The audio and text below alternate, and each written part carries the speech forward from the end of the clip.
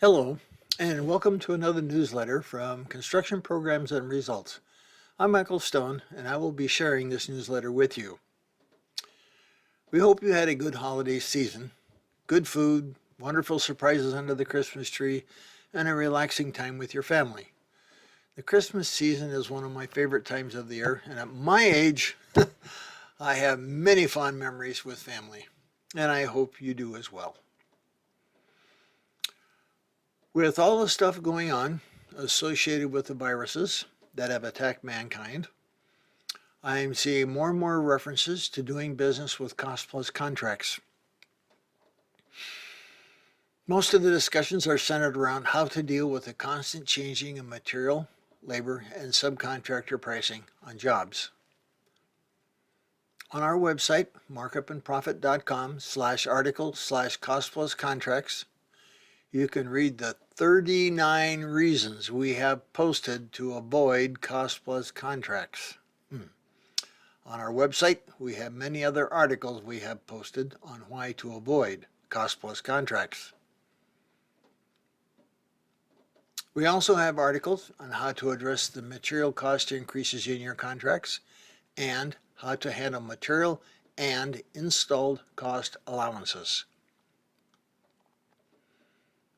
One would think that with that much information outlining the problems with cost plus, any sane contractor would avoid trying to use a cost plus contract. Apparently, some folks think that the rules of common sense do not apply to them or their business. Educate yourselves, my friends. Cost plus is not the route to go to protect your margins. Now, our newsletter. The cost of a lead. I've talked before about how to calculate your cost per lead, and since it's the beginning of a new year, I want to talk about it again. When you know how much a lead costs, you can calculate how much each sale costs, and that tells you roughly what you need to spend if you want to increase your sales. Knowing your cost per lead helps set your sales goals and your advertising budget for the coming year.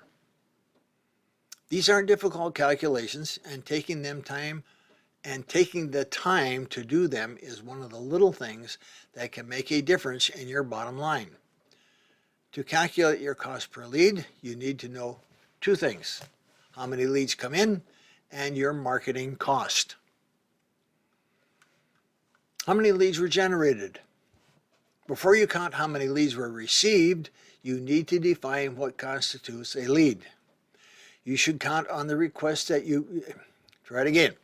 Should you count the requests that you burned off? The caller asked for the square foot cost of your room addition. You gave them a ballpark figure and they hung up. The person who sent a note via your website stating she's already gotten 5 bids, obviously looking for the lowest price. You respond that you won't be the 6th. Of course, using different words, your own words. I wouldn't call those leads because they didn't stand a chance of becoming a sale. They were tire kickers. In my opinion, a lead is any sales call you go on, and when a potential client contacts you, you set an appointment and you go on the sales call. I'd call that a lead. Set your parameters for what is and isn't a lead.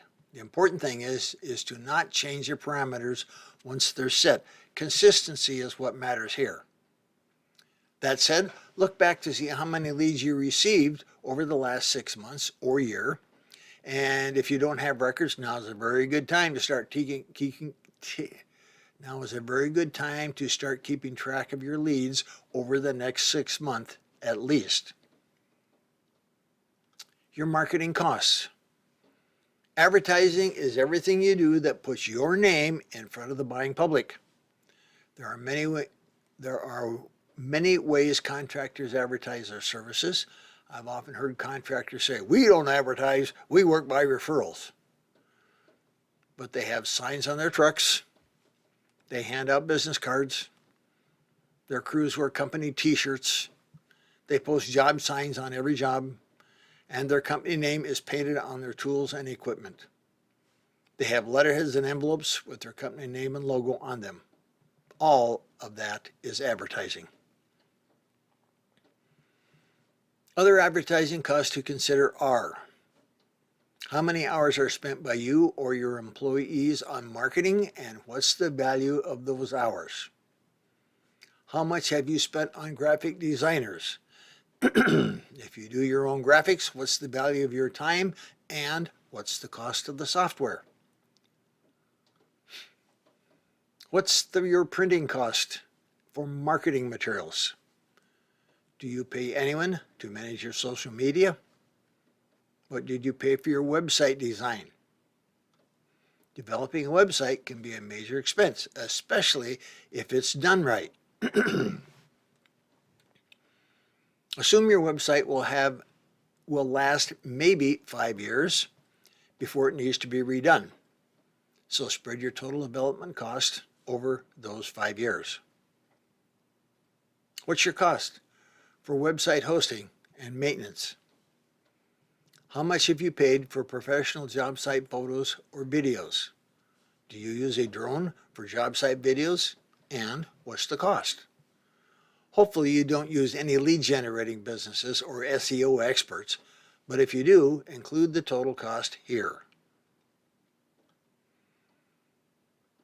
Add those up along with anything else I missed, and that's your total marketing cost. Divide the total marketing cost by the number of leads set, and that's what you paid for each lead. Example, you received 110 leads per year last year, and you spent $13,640 on marketing and advertising. Your cost per lead is $124. Sales to leads ratio. Calculating your sales to leads ratio is even easier. If you had 110 leads last year and sold 31, your sales to leads ratio is 3.55. That's calculated by dividing 110 by 31. You're selling 1 out of every 3.55 leads, which is great. As a side note, however, if you're selling more than 1 in 3 or 4 leads, you're either a very good salesperson or you're giving your work away. I often have people call who are selling 7 or 8 out of 10 leads they go on. That's usually a sign that their prices are too low and they're giving their work away. Okay? When your sales to leads ratio is about 1 in 3 to 1 in 4, you're focused on profitable sales and are eliminating the tire kickers and problem clients you don't need. Okay, now what? Why take the time to do these calculations? Because if you want to ramp up your sales, you'll want to know how much more to spend and where to spend it so you can achieve these sales. Here are the steps. How much additional revenue do you want or need? What's your average job size? Divide your annual revenue by your number of jobs, and if you have a few jobs that are much larger than normal or more smaller than normal, you might want to eliminate them from the calculation to get a better average. Divide the additional revenue needed by your average job size to find the number of additional sales you'll need. Staying with our example, you'll have a company that received 110 leads and sold 31 jobs. Your total revenue is $1,684,168. So your average job size was $54,328, which is $1,684,168 divided by 31. This year, you'd like to see another $500,000 in sales. And assuming the job size will be similar, divide the $500,000 by $54,328, and that means you'll need to sell 9 more jobs. And to sell those 9 more jobs, you'll need 32 more leads because your sales to leads ratio is 1 for every 3.55 leads you get. Your cost per lead is $124, and if you want 32 more leads, expect to spend at least 32 times $124, or $3,968 on advertising. If you spend at least $4,000 more on advertising based on your company statistics, and you continue to sell 1 out of every 3.55 leads you go on, you'll reach your sales goals for the year. These numbers are rough, but they give you an idea of what direction to go. If your records are good, look back to see what lead sources generated the most business last year. What lead sources generated the most profitable jobs? If some lead sources were more expensive than others, were the leads they generated worth the additional expense? You don't just want more leads. You want quality leads from potential clients who want the type of work you do and understand that these things cost money. That's why it's important to spend your money where you get your results. We're hearing from many contractors that their website is a critical tool in their marketing efforts. If you're a remodeling contractor and you don't have a website or your website isn't quality, put your money there. I strongly suggest looking at my online toolbox. Brian Javelin has helped so many of our clients get the quality leads that they need. You can't do the same thing this year that you did last year if you want better results. If you don't know what your leads cost, then you will never know how much you need to spend to get the total sales in the door you need.